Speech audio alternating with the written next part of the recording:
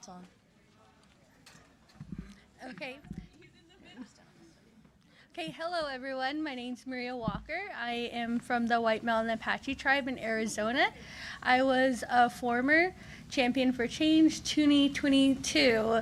My platform was during the COVID vaccine era when I helped distribute the vaccines, and I also did some work with placebos.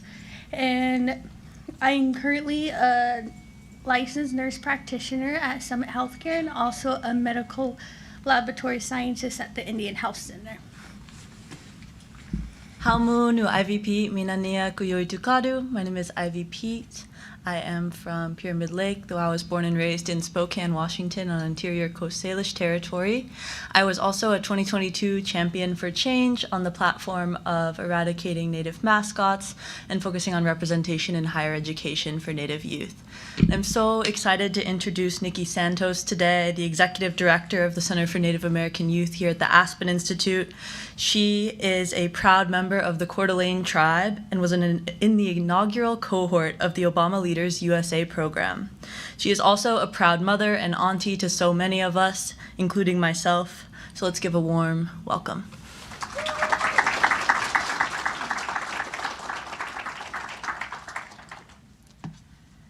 Astmagunas, Hischintes Quisquehuele, Chinstichumch. Hello, my relatives. I greet you all with a happy heart and a warm handshake.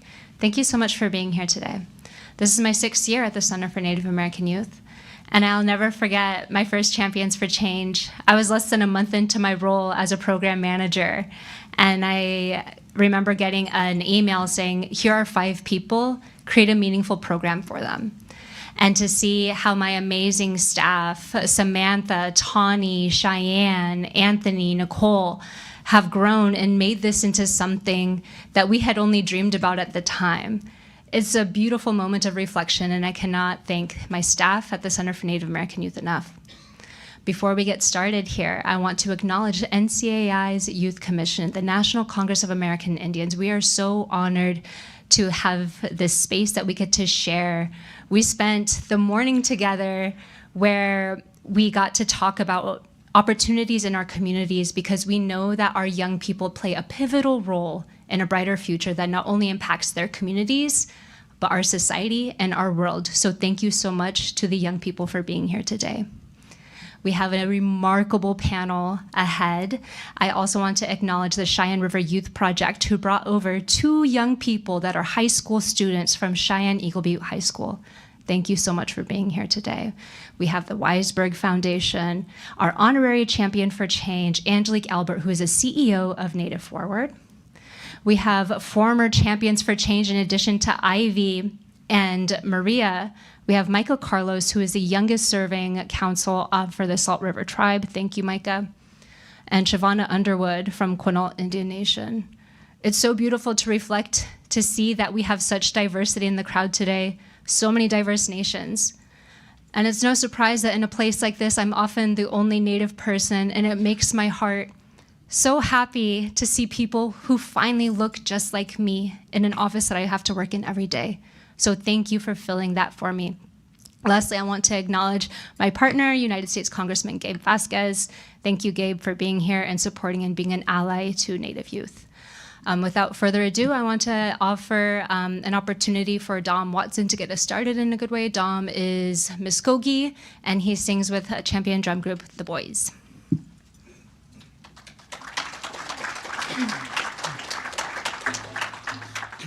Hishche Stongo, Dom Watson Georgifkaros, Ishe Muskogol Girois, Dalasi Wakugai Miralwaros, Puswelgi Amalegidaros. Hello, I'm Dom Watson. I'm a member of the Tallahassee Wakugai Ceremonial Grounds in Oklahoma, and I'm from the Bird Clan, and I just wanted to share a short prayer song with you all. So feel free to pray along in your own way. Thank you. Sorry, I was singing all weekend, so I don't know how much I have, but ah hey, oh hey,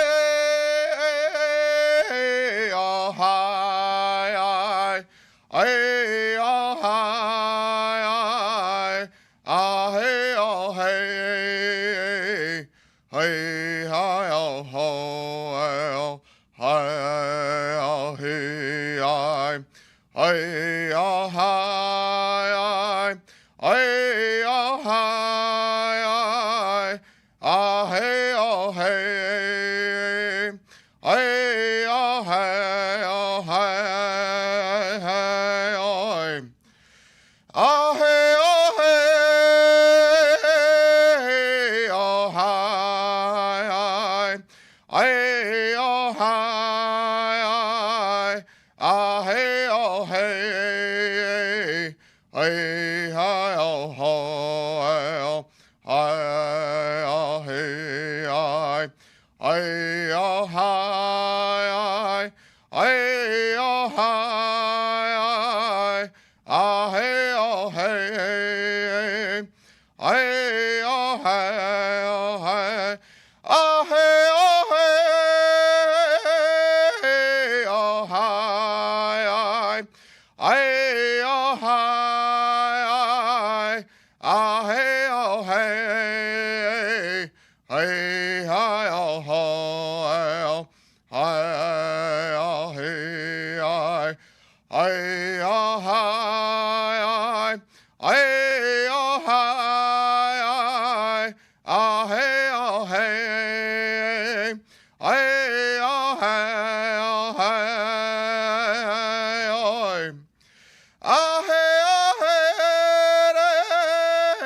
oh, hi, ay, oh, hi, ah, hey, oh, hey, ay, hi, oh, ho, ay, ay, oh, hi, ay, oh, hi, ah, hey, oh, hey, ay, oh, hey, oh, hey, oh. Maru.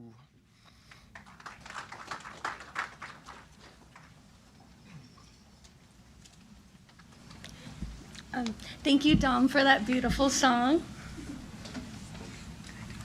At this time, I would like to introduce our 2024 Champions for Change. We have Jada Dezerny, Ian Teller, Sage Phillips, Wambly Quintana, and Taylor Higgins, whose name is Dung Nagate.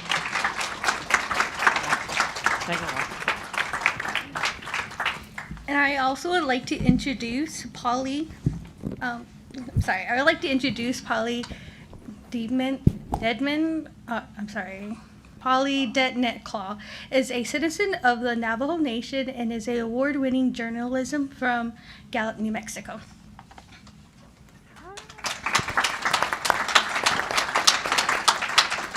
Hi, everyone. I know that everybody has already said this, but I want to welcome you all again and thank you so much for being here. I really appreciate it. And I think that young people are so important. And there was somebody who told me once that there's a very short period of time from being a youth leader to stepping into those roles. And so I think that fostering youth leadership is so important. So I'm really happy to be here to introduce you all to our Champions for Change.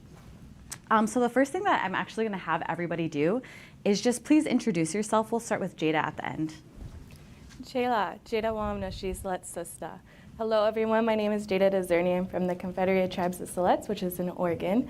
I'm currently a program manager for Native Youth and Family Support with the Multnomah Education Service District, as well as a tribal youth delegate with the Northwest Portland Area Indian Health Board. Thank you. I'm so happy to be here. Yat she Ian Teller nishke aro don and shlenigi e twitch eating nishle ki ani e bashin aro my dishkin e dashe do twoglini e dashanelle. Hello, greetings everyone. My name is Ian Teller. I am from the Navajo Nation. I introduce myself in my language and recognize my Diné ancestry and myself as a Diné man, but also honored my family. I am of the Bitterwater clan, born for the Tiring House clan. My maternal grandfather is of the Coyote Pass clan, and my paternal grandfather is of the Water Flowing Together clan. And in that way, I recognize myself. Thank you. Hi everyone, Deloise Sage Phillips, Benawapskeg, Wapanakik, Kachi Williwini, Kachiniwes, Nagunsis, Kachi, Willie Winnie, Butch, Scott, Lana. Hi everybody, I'm Sage Phillips, a proud citizen of the Penobscot Nation. We are the Wabnaki people, the people of the Dawnland, or who greet the sun at first light. I spoke to you in my language and thanked my ancestors, Great Spirit, my parents, and my grandfather for all they've done. I am currently a graduate student studying human rights at the University of Connecticut and serve as the graduate assistant at the university's Native American cultural programs. It's great to be here with you all. Thank you. Hawam Betuashte, everyone. Hello, good day. I am Wambli Gleshka Waniatu Quintana. I am from the Cheyenne River Sioux tribe and enrolled member of the Navajo Nation. I am currently 18 years old and a senior at Dufree High School in South Dakota. It's very great that I get to be here at such a young age and to have the opportunities to be in front of all of you today and with all of these wonderful people that I get to talk alongside of. Thank you.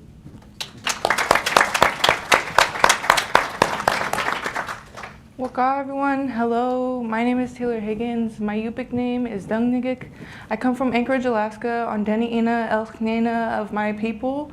My people are also from Bethel, Alaska, on the western coast of Alaska. I am Yupik, Deni'ina, and Sukpiak. My mother is Teresa S. Thiel of Anchorage, Alaska, and my grandfather is Otto Thiel Sr. of Bethel, Alaska, and Alexander Creek, Alaska, in the Cook Inlet region. I'm the granddaughter of Flora Meehan Skalkoff Thiel of Ninilchik, Alaska. I'm so honored to be here and be a part of this amazing cohort of amazing young leaders and talk to you guys about our story and how you guys are champs as well. So thank you guys. I just wanted to introduce myself in Navajo as well. It's a Polydnakla Yanishia Hilton Nishlan do Kiani Bashin Bit Anidashe do Shin Dashinale Kinhojone Dant Nasha. Hi everyone, my name is Polydnakla. I'm Meadow people born for Towering House people. I'm originally from Manuelito, New Mexico, and I am the political correspondent for ICT, formerly Indian Country Today, and I'm based here in Washington, D.C. And so, we'll first go to Jada. Jada, can you tell us a little bit about why you think that youth need to be involved in leadership positions and the importance of having their voices? Yes, I can. Thank you so much. I think being a youth leader and starting out young, I started in high school as the president of my Siletz Tribal Youth Council. I think it just opens so many doors and opportunities for youth, and I think it brings youth to more positions of power within institutions that were built to keep us out. I also think it's very impactful and provides and creates more accessible opportunities to education. An example of this would be the Regalia Sharing Co-op that my cousin Savannah and I founded last year, where we worked together to create regalia for youth, adults, toddlers who may not have access to regalia but want to learn how to dance and powwow dance. And we're looking for grant funding right now to extend the reach of the powwow sharing regalia and to different powwows within Oregon as well as the Northwest. Also, my role as program manager with the newly founded program that I am in right now just gives me full creative opportunity to provide whatever I feel like the community needs. And I think one thing as a leader that you always have to do is consistently check in and communicate with your community and really highlight what they want. And especially the Native youth within the community, and listen to them and provide opportunities for them to excel in positions such as this. Thank you. And Ian, can you talk a little bit about your work and how you're utilizing digital platforms in order to increase accurate representation of Indigenous people? Yeah, well, I should have mentioned in my introduction, but my areas of passion and interest lie in the entertainment industry, and so I'm very much a film nerd, music buff. I love to be supportive in those areas to increase Indigenous representation in those areas. I think it's very well needed. As we know, how we consume media, how we consume digital content in this world today, is a lot of good to it, and there's also a lot of bad sides to it.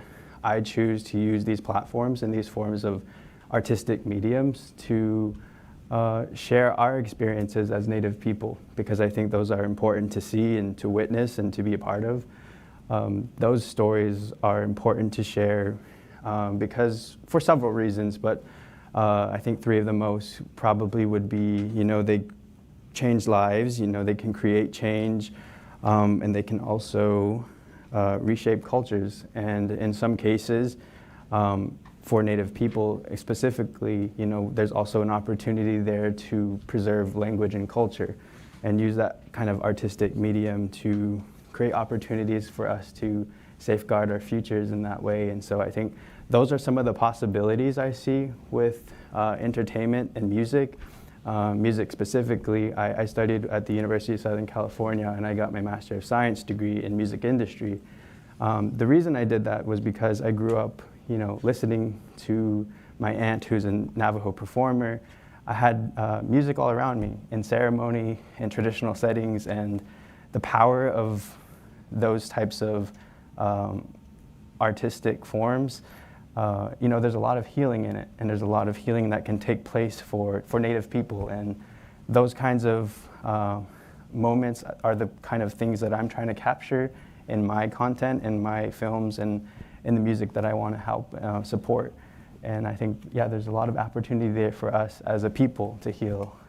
Yeah, I definitely agree, especially with the increase in representation of Indigenous people and having them involved not only as actors, but also as producers and writers, and having folks in those important roles, I think is really important. So thank you for sharing that, Ian. Absolutely. And Sage, can we talk, Sage, Craig, sorry. I'm so sorry, everyone. Can you talk a little bit about your work with college students and what you're doing on your campus to help create support for Indigenous students? Absolutely, thank you. Yeah, so like I said, I'm the graduate assistant at our Native American cultural programs, but I also did my undergraduate career there, and when I arrived as a freshman in 2018, there was no presence of our people on campus. There were hardly any students. There were no Indigenous faculty or staff. And that really took a toll on me. And also, at the same time as I'm seeing all of these things that are wrong with the institution, how they're treating our people, I'm also falling in love with the institution at the same time. And so I had these conflicting ideas in my head, but I really just wanted to create a path behind me for the next generation to come. With that came a lot of obstacles. There are 5 cultural centers on campus that all have budgets, they have professional staff, they have students, and they have that institutional support. That's something we didn't have as a cultural program, and we were housed in a storage closet that was gifted by one of those cultural centers. And so just walking into that office and seeing that, I knew I had a lot of work to do and get done. I started out as a team of 1, and that wasn't a choice. That was because there were no other Indigenous students involved, and it was really hard to find them on campus. And then as I started doing this work and launching into advocacy, something I'd never done before, I really had to draw on my ancestors and how they went about community, how they went about advocacy. Because now Indigenous students, as this advocacy was taking off, were choosing UConn, they were coming. And so I had to reflect a lot on my own leadership and take a step back and say, okay, I now have other people here. I have a community who want to work on this with me, and I need to be able to create space for them to do so. So I always ground myself in taking a step back so that the next generation can take a step forward. And I really pride myself on creating those opportunities for them. At the same time, though, we heard a lot of no's, and I really had to, again, draw on my ancestors, and I sort of trained myself in my mind to understand no as simply find another way. It can be done, especially at these places that, like Jada said, are not created for us, for our people. And so really grounding myself in that and just reflecting on the importance of community. And a team of 1 is not going to be sustainable, but when we all come together for the same change, for the same cause, we can really make a difference. Thank you, Sage, for sharing that. It's been really inspiring for me to see so many young people, especially in college, doing that work. And I know it's extremely challenging, especially considering that you're also going to school. You also have all of these other things outside of school. And so it's definitely inspiring to see the work of you and of all the other young Indigenous people who are claiming space in a campus that, again, was not made for us to be there. So thank you so much for sharing that. And Wambly, can you talk a little bit about STEM and your passion and what you hope to do in the future for your community? Certainly I can. So when I think of STEM, I think of innovative thinking and innovative ways to tackle challenges in our modern society, especially us as Indigenous peoples. We harness the knowledge that we need to combat the current crises that we're facing right now, including climate change. And using STEM to our advantage would help those traditional ways of tackling these problems to a new level. And for STEM, I see something great in the environmental sector of choosing sustainability in order to promote our sovereign nations. It was talked about earlier this week on how not every tribe sees sovereignty the same way, and we don't have a common goal for sovereignty. But sustainability within all our tribes is a way to obtain that sovereignty for everyone. Sustainability will promote jobs that are being created through whether it be green energy, farms, healthier choices within our communities to promote longevity of our people, along with the introduction of, I believe, solar farms would also be really nice. Any energy sector would really help out in the long run. And with the sovereignty aspect of that, we cut ourselves away from the government needing of funding to help our tribes power our communities and to get off of the private corporations that make so much money off of our tribal people and our Indigenous fellows. With that STEM, it really does open the door to different opportunities, and it's just a way of our people finally taking back what was originally ours, and that is the word sovereignty and a place of sovereignty. Because not only will it help us now, it'll help our future generations obtain a healthier and safer environment for our next generation to grow up in.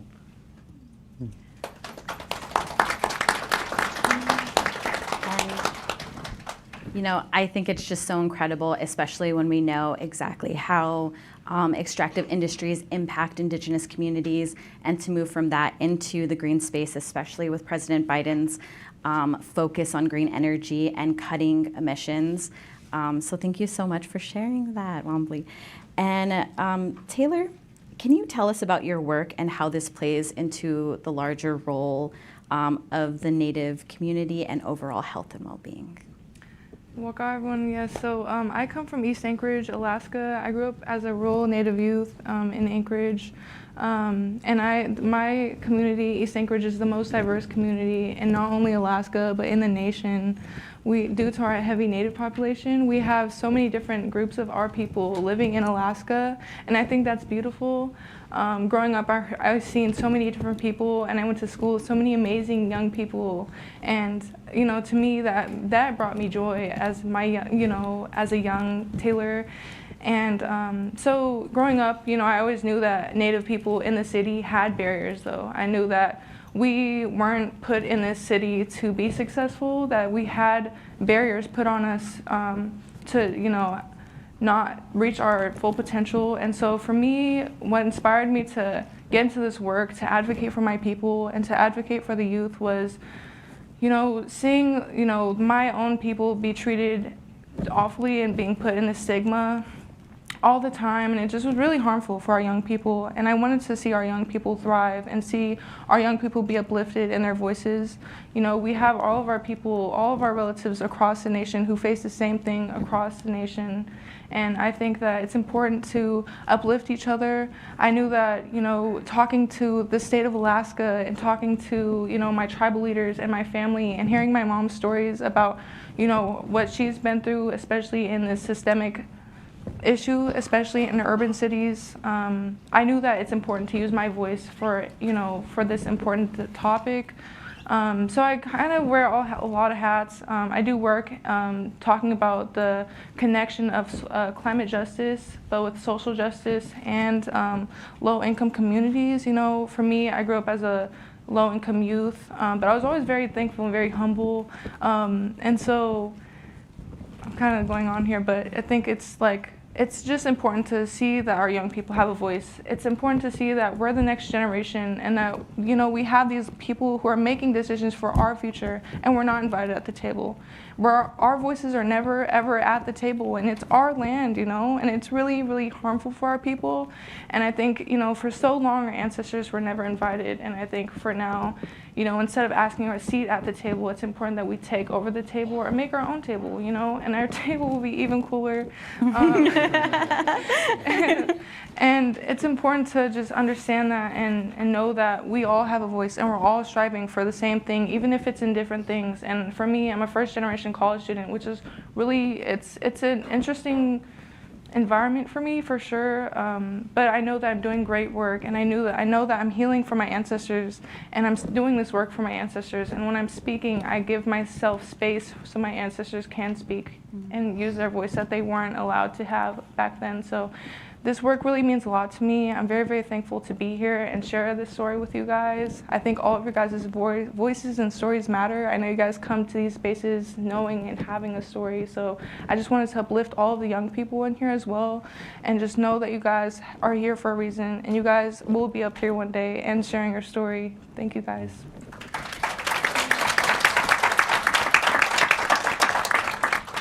Thank you so much, Taylor, for that. And as you said, you know, it's very challenging, especially for Native youth, because, as you said, often not invited to the table despite being the people who are going to inherit this after.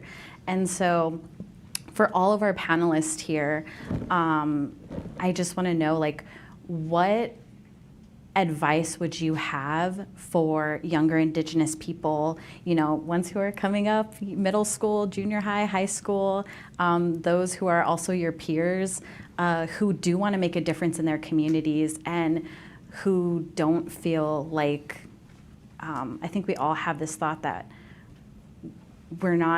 we can't make a difference, but actually we can. Just being in a room makes a difference. You know, sharing your perspective makes a difference. And so what advice do you have for other young people? And we can start over here. My advice is just be bold. Like, don't let anyone silence your voice.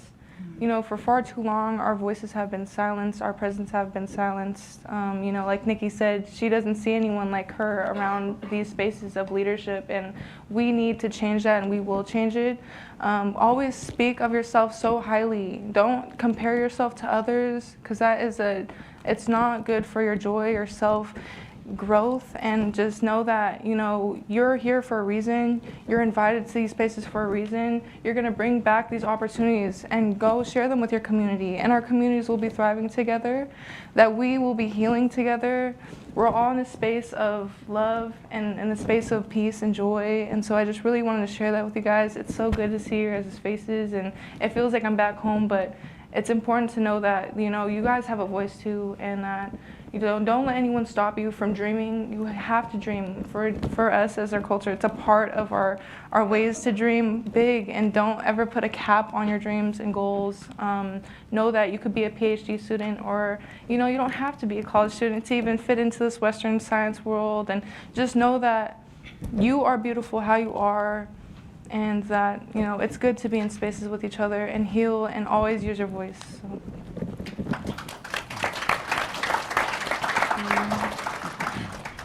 Well, hopefully I'm considered still young. I just turned 18.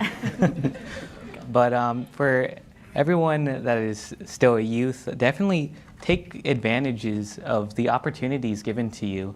It can be presented at any time in your youth. For me, I got introduced with the CRYP program, and I owe them so much. So, because they introduced me to this amazing institute, the CNAY and the NCAI, both of which are amazing communities that uplift our Indigenous youth. And it's about taking those opportunities that are given to you. It may start off small, but it leads to big things like this. I remember last year, I was in the crowd with you guys, and I never thought I would become a champion, but after hearing their stories, I realized we have much in common as Indigenous youth, and that's changing the world for better, and not just for us, but for the next youth after us. And just remember that it does get tough sometimes, but our ancestors also faced tough times, and through that we persevere, and now we no longer have to survive. Now we can finally thrive and make a better future so others won't have to worry about surviving.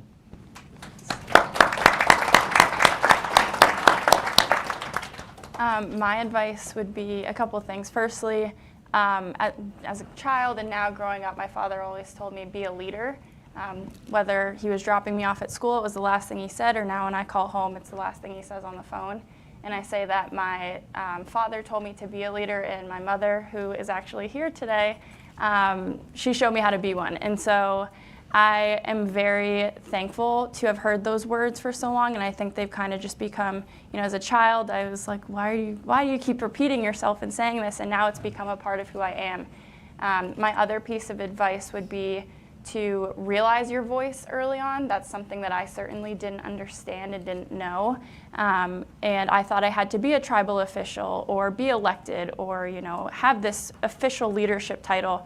And now realizing, especially all the youth in this room, that you don't need those titles to create change or to use your voice, be a leader. And lastly, representation is everything to me. There were so many spaces as a child where I just wanted another Indigenous person in the room. I wanted them in the classroom, at the doctor's office, anywhere I could find them, and most of the times they just weren't there. And so there's a lot of things that I get asked to do that maybe I don't necessarily want to do, or they're not really the right fit for me. But I always think about, what if there's a young sage in the room who just needs a Native person at the front, who needs a Native person leading this room, leading this change, leading this cause. So anytime you can be that voice to represent your people and create space for others, certainly take advantage of that, because we know now our youth more than ever need that. So, yeah.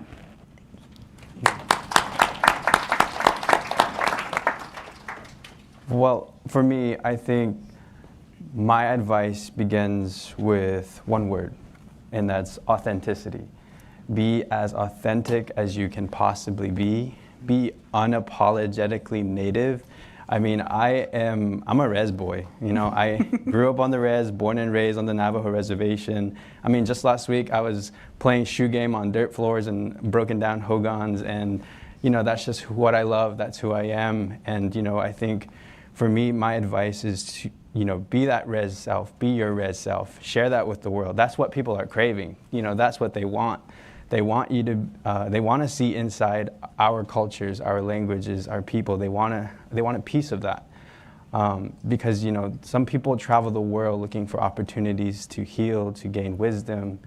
We have it in our backyards. We have it in our grandparents. We have it in our parents. And I think, take advantage of those opportunities. Share those same teachings and knowledge and philosophies with the world. And I guarantee you, like I think Wambly said, or Taylor said, one day you're going to sit here too.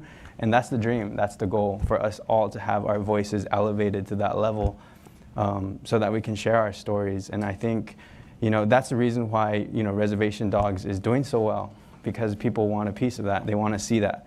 And you all have a story to share. You all have a story to tell.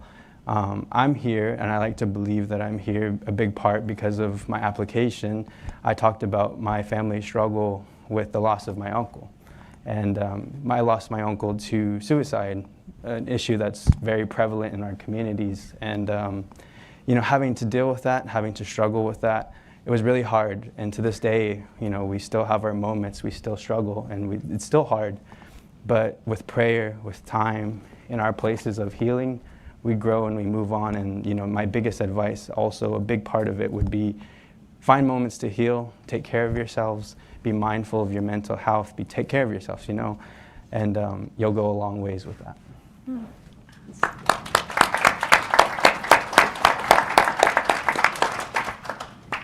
Jada? Some of my advice would be to not be afraid to take that first step. It can be really scary. but it helps when you have a community, a support system, some mentors, some elders, some cousins, some peers, even some allies to help you along your way. And if you don't have a community, I find this oftentimes with students that are in urban communities in large cities where they don't have as easy access to their culture, is make one, make a community, make a club, find some other res kids that came to the city and lay that foundation. We had a conversation with Nick Tilson yesterday, and he said something that really stuck with me. He said that the work that we're doing today is going to impact people we will never meet. And I think that's really powerful because it's hard to see when you're having to lay that foundation, when you're having to start these programs that have never existed before. It's hard to kind of conceptualize the impact that it will have, but just know it's going to impact people, impact youth, impact everyone across the nation. And you may never meet them, but they're going to be so thankful that you did start and you did take that first step.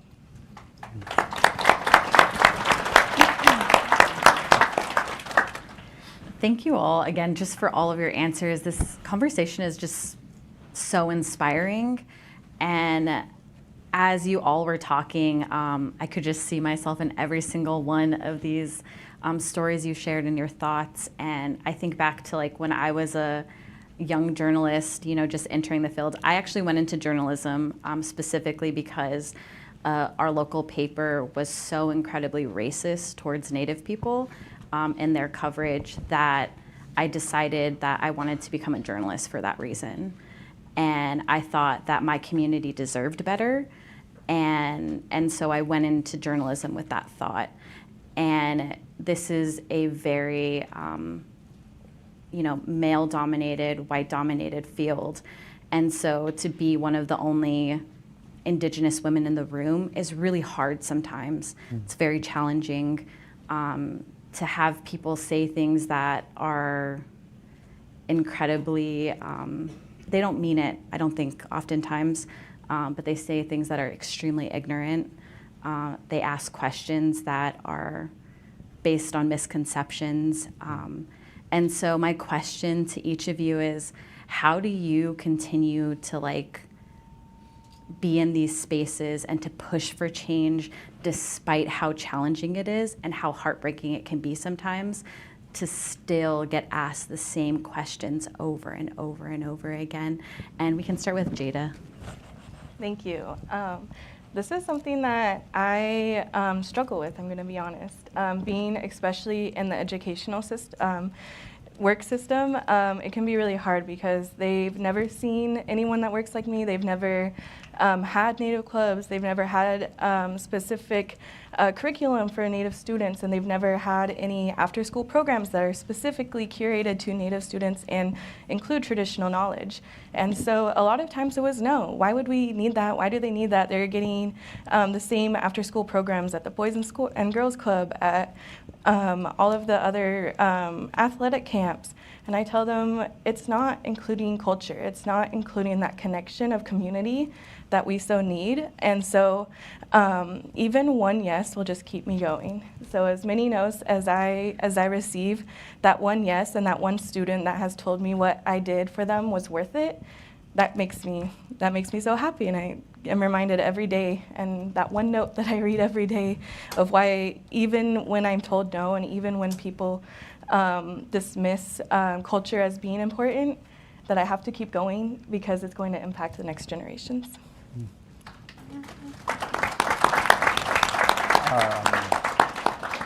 I think, sorry, I'm drawing a blank. Can you repeat the question? Can you talk a little bit about how you continue to keep going despite all of the challenges and the erasure of Indigenous people, and especially with your digital media background? I feel like you're really primed to answer this. Yeah, okay, now I remember my thoughts.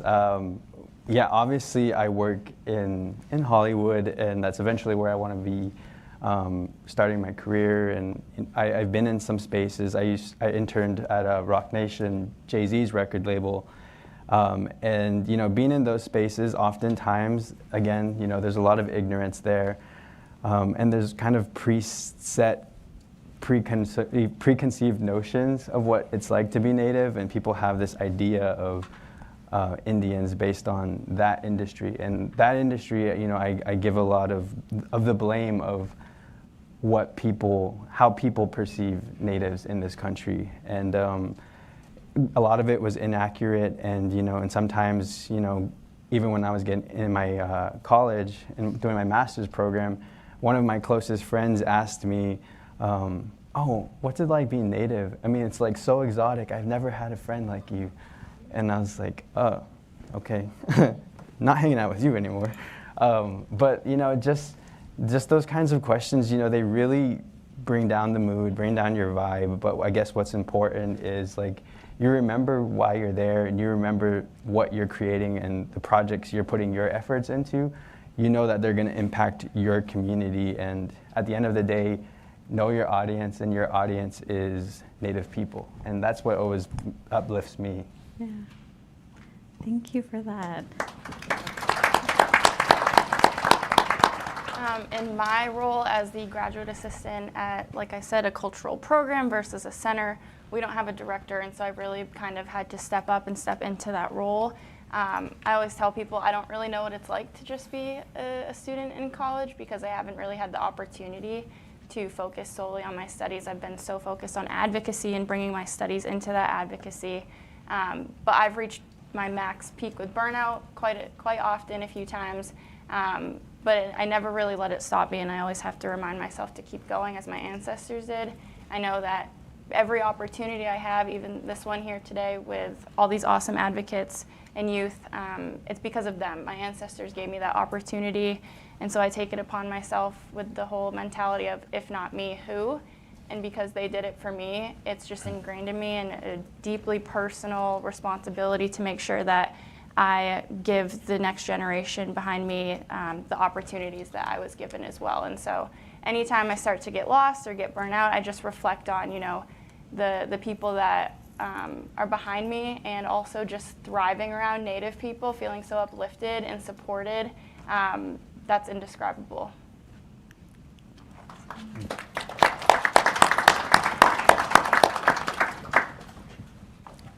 For me, when I face difficulty, I remember and call back on the strong and proud Indigenous women in my life and in the world right now. I owe much of my success to my grandmas, and they helped raise me. One of the grandmas that I consider very near and dear to my heart is Julie Garrell with the Cheyenne River Youth Project, so it means the world that she's here today. And I know my grandma is watching at home right now, so I'm very proud of her, and I know she's proud of me because she tells me every day. And it's just the strong women in our world. They push us on. They keep us going. They put all their chips on us, and you know, I remember that every day as I go forward, and it keeps me going, because I know there are people at home. I know there is more support than I'll ever need that is keeping me going and others going, and it's because of these strong Indigenous women that I go. And it's just, remember, it's because of our ancestors that we're here, and much thanks to our proud Indigenous women.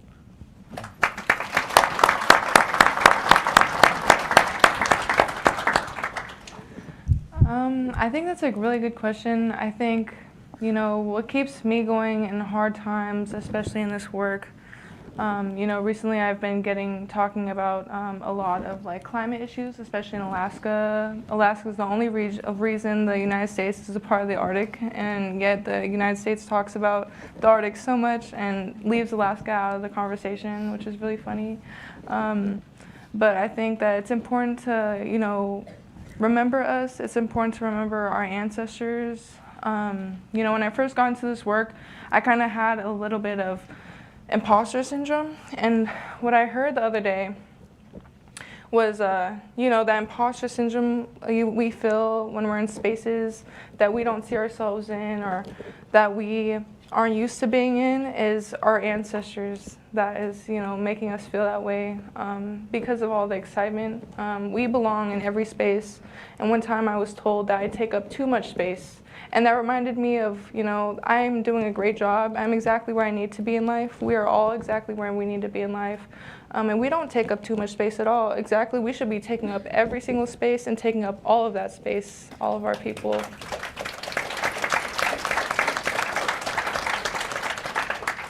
You guys are all leaders. We're all leaders. We all work together. None of us are any lesser below or above each other. And I just really want you guys to know that. And just seeing all these young people just, keeps me inspired. And that's what keeps me going. I'm an auntie in my family. I have 16 nieces and nephews. I am the youngest of my siblings of 7.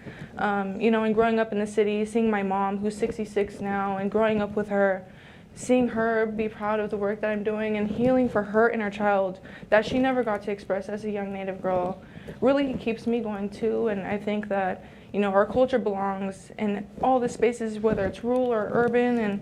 And, like Lily Gladstone said, she's doing this work for us res girls and like us urban native kids. And so I just think that's so important, and that's what keeps me going. And we have to stay grounded, and we are all friends and relatives together. And so I'm super thankful to be here with you guys, and just feeling so inspired when I look around at all these beautiful faces who are so smart and intelligent. And I can't wait to see where life takes you guys. So go ahead.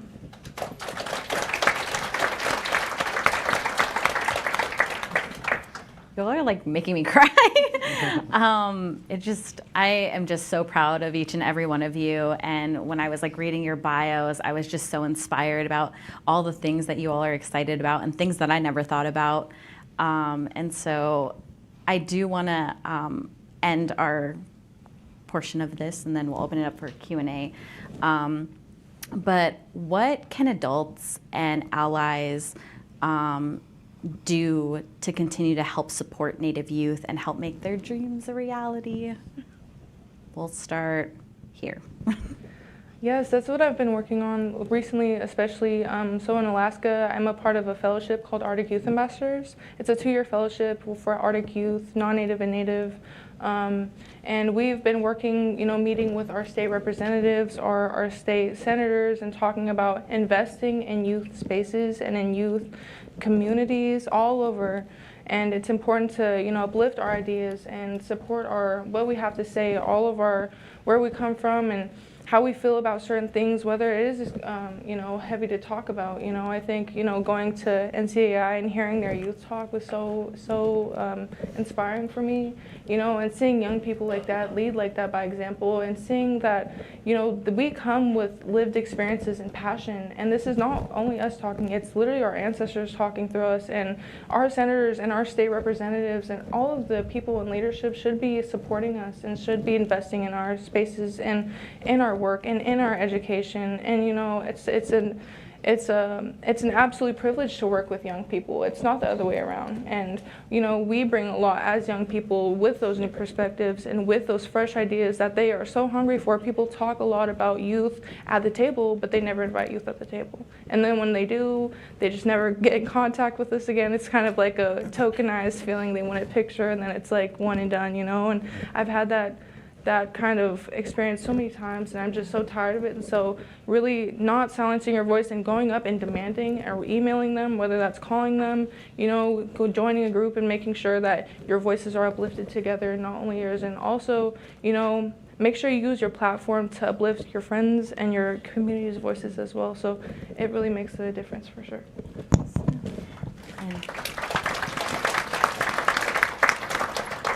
Wombly, what would you like adults and allies to know about supporting Native youth? So just remember that we're all human. We have emotions, we have lives to live. So being mindful of that, knowing that we all strive and struggle to live in this current day. And remember to check in with one another. We're all relatives, and that's not just a saying, that's a fact. We are all relatives, and keep in mind we should treat each other with the utmost respect, and along with care for one another as if we're brothers and sisters. Along with that is keep in touch. We all are interconnected together, and that's something we have that's not found in a lot of other cultures, is that we're together. That's why we have aunties and uncles that we love to always say. And just remember that our allies are our family, and luckily for us, we're all family. So just remember that when supporting us, treat us like family, treat us personable, treat us like humans.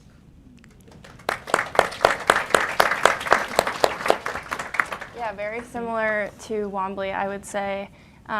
Definitely invest in our youth, but most importantly, build relationships with us, build relations with our youth and their communities.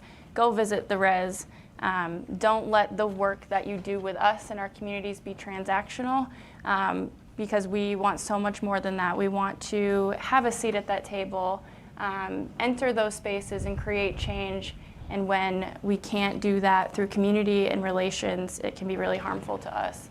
And we need to be able to use our voices and alongside our allies, which sometimes are our biggest assets. I know in Maine, we've got some big bills coming up going through the session, and our allies have done so much of that work to help us move forward. And so I think that's where I would leave that, yeah. Thank you. For me, I think what I would say to elder generations and those who might be non-native allies, I think would be simply hear us, hear us. You know, I think Indigenous Native youth voices are very important. They're very powerful, and much of it is because of the realities of our situations and what many of us face at our homes and how we grow up. In many cases, Indigenous issues are life and death in some cases, which is very severe and sad to say, but that's why we have to speak with an urgency. And you know, if you don't hear us, we'll find a way to make you listen. And that's what this generation is about. And I think with our generation of youth today, we're the generation of advocates. And we know how to make you listen. So if you don't want to do that, if you don't want to deal with us, then hear us the first time.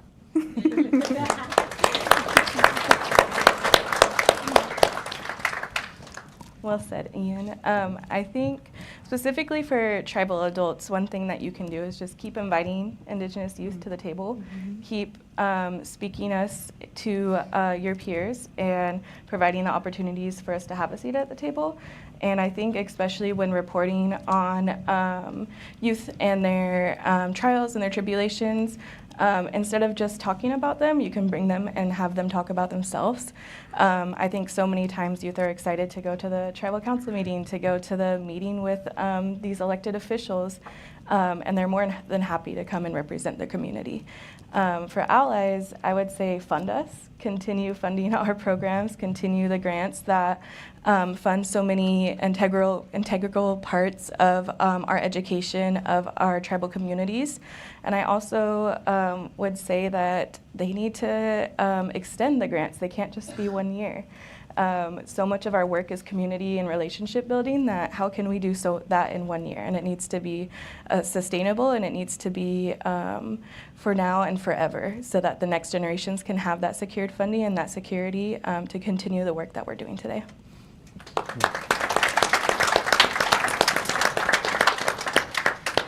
So we have time for a couple questions, if there are any questions from our wonderful and amazing and attentive audience. I'll just open up the floor here. Right here. It's a Nuskuguin in my language, my Yupik language. In Alaska, we do this hand map, and my family, I've been doing a lot of genealogy work lately, but and I have one of my cousins in the crowd, so really good to see her. But we use it to dance, and it is made out of wolverine and beaver, and I made it myself in 2022, and it was my first time ever sewing, and I was so nervous, and I was like, oh my gosh, I don't even know how to put beads on there, and like I was super nervous, and I did it with the Alaska Native Heritage Center, and they're an amazing organization that is Native owned and operated. In Anchorage, Alaska, and they had a headdress making class, and I was like, oh my gosh, and it was free, and so it was really accessible, and like, you know, I love some free things, but and I made it in 3 days. It was a 5-day workshop. I made it in 3 days. I had my pageant, and on that Friday, it was Wednesday, and I finished it, and I was like, oh man, I was working on it day and night, but you know, it was my first time ever sewing, and I sewed each and little piece of the fur by myself by hand, and so that was really hard, but I never knew how to do these things, and I did it so great, and it was like my ancestors came out and like did them. And my great grandmother Anastasia Clark was from Bethel, Alaska, and she was an amazing seamstress and sewer. We make parkas made out of fur, and so especially to get us through the winter time, and she did amazing sewing, so it felt like my ancestors came and helped me. So yeah, thank you, Lou.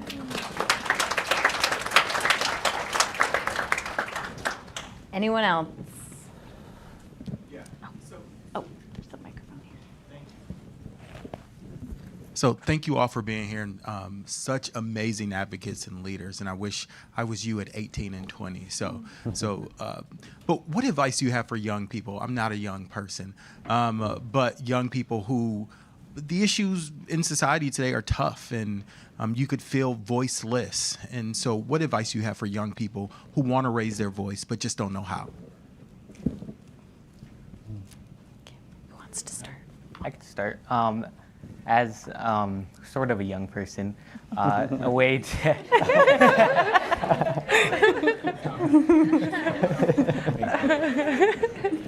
so definitely in middle school, I was a very shy person. I wasn't outgoing, and I never would have thought of myself being here in front of so many great people and talking, simply because I didn't think that what I had to say really mattered. And that type of mindset changes when you realize your culture and your history. When you get people to integrate themselves back into their history and their culture and their elders, you tend to realize that you are just like your ancestors. You're fighters, and being a fighter also means you're very active and you have great advocacy skills in your background. So for any youth that want to get to a position of talking and to speaking out to many people, remember your culture and your elders, because that will take you a long way. Does anyone else want to answer the question? Yeah, I can add to that a little bit. I guess for myself, I grew up to know that knowledge is power. To get an education, and I would say to our youth, go out and get that education for yourself. It doesn't have to be through a Western mode of education. It can be go talk to your elders, spend time with your community, watch them dance, watch them bead, stuff like that.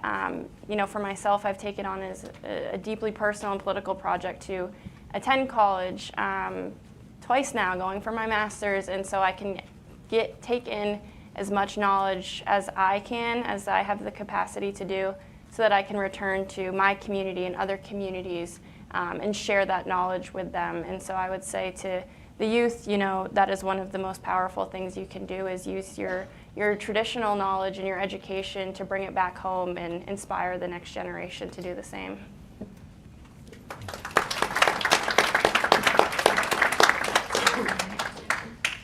Okay.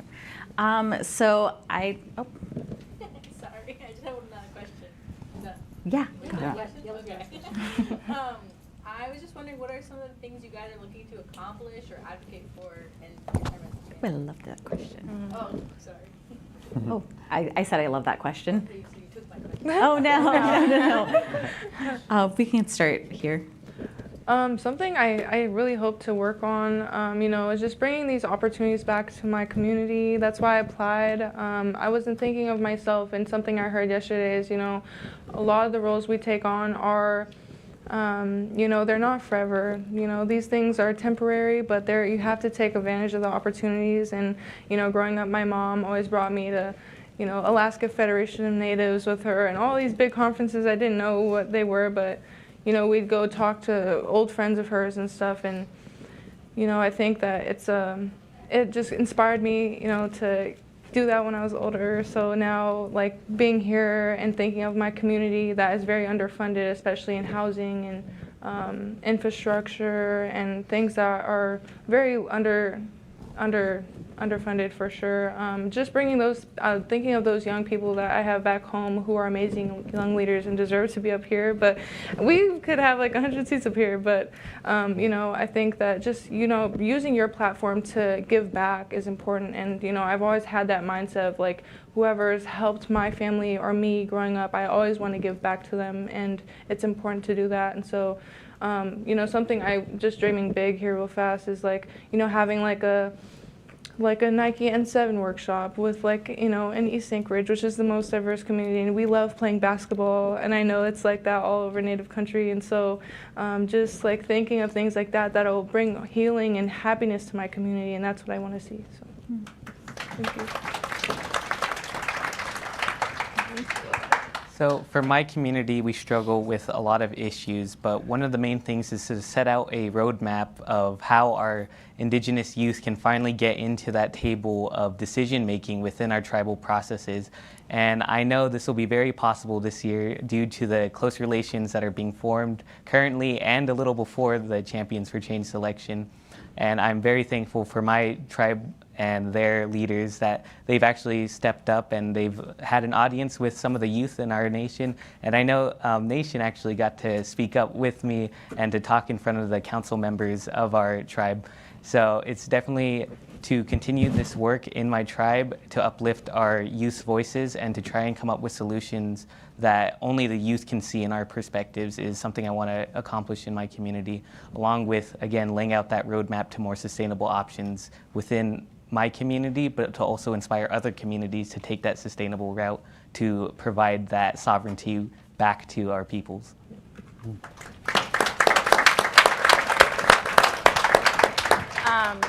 For me, it's most of my work, if not all, is done with addressing the barriers that our Native youth face when trying to access higher education.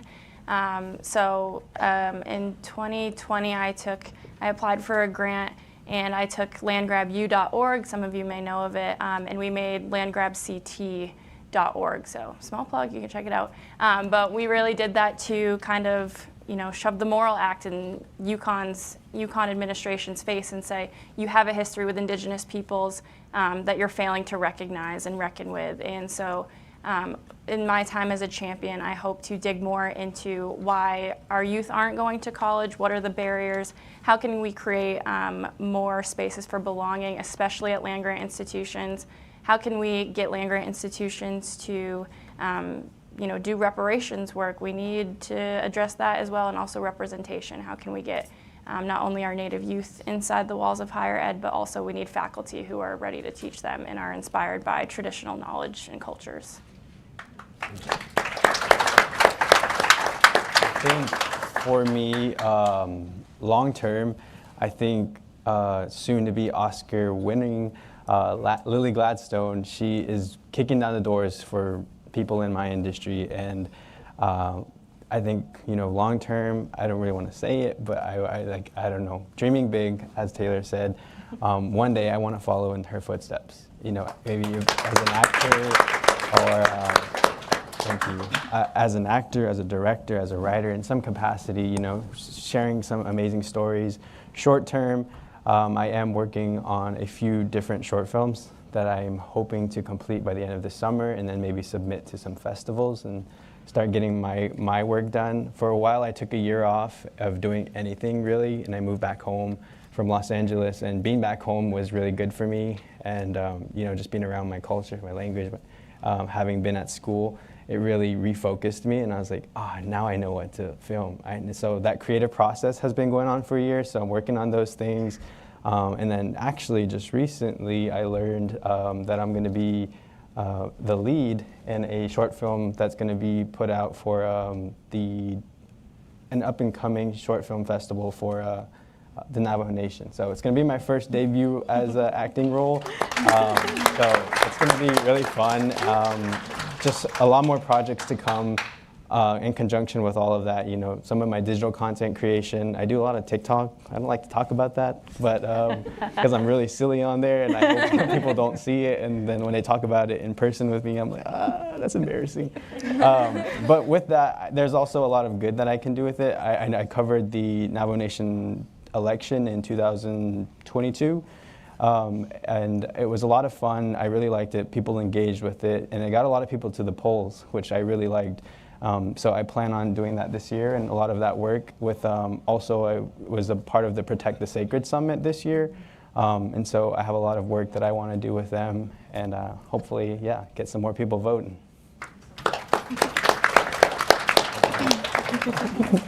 Jada? Long term, I think I would love for our Native students pre-K through 12th grade to feel like they belong in our school system, to feel like they're seen, to feel like they're safe in the schools. Short term, and how I hope to get to that is continuing teaching tribal history, shared history, Senate Bill 13 in Oregon, and getting that implemented into our schools, which it already should be, but it's not being taught enough. And then also being able to connect with students and provide them these opportunities. And yeah, so tribal history, shared history gives students an opportunity to be taught about their tribe in the way that the tribe wants them, wants the history to be shared. And I think that's really important because it gives the power back to our tribal communities and takes the textbook stereotypical Native history out of the picture and giving it back to the tribal communities. Thank you so much to our amazing panel, and a special thank you to Polly for facilitating a great conversation. Please give everyone a round of applause. I would like to thank our relatives who have invested in our work at the Center, Casey Family Programs, who is here, the Weisberg Foundation, who is here, Skoll Foundation, who may or may not be here, Bezos Family Foundation, and so many more. Thank you for your investment and commitment in Native American youth. Taylor, Taylor, Wombly, Sage, Ian, and Jada are champions, but I want to remind them as they look around this room that we are all their champions.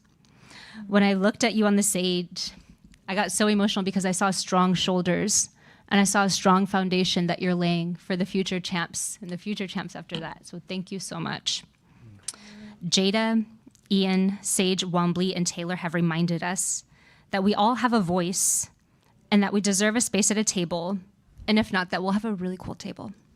To be bold and never stop dreaming, to encourage other youth to take advantage of opportunities, to be a leader, to realize your voice, Henry said it best, be your best Resi self, and to not be afraid to take that first step. And a reminder to all of us, if not you, then who? I would like to close by reminding you all to join us at an event tonight at the Westin at 6:30 for a reception that celebrates Native youth movements and the movements that young people are leading, and a special recognition to, again, our honorary champion for change, Angelique Albert. And I'd now like to invite Dom back up to the stage to give an honor song for our youth leaders. And during this time, for those of you who aren't familiar with how we do it in Indian country, when he sings a song, we come up and we shake hands, we give words of encouragement, and we honor and recognize and celebrate these amazing champions. Dom.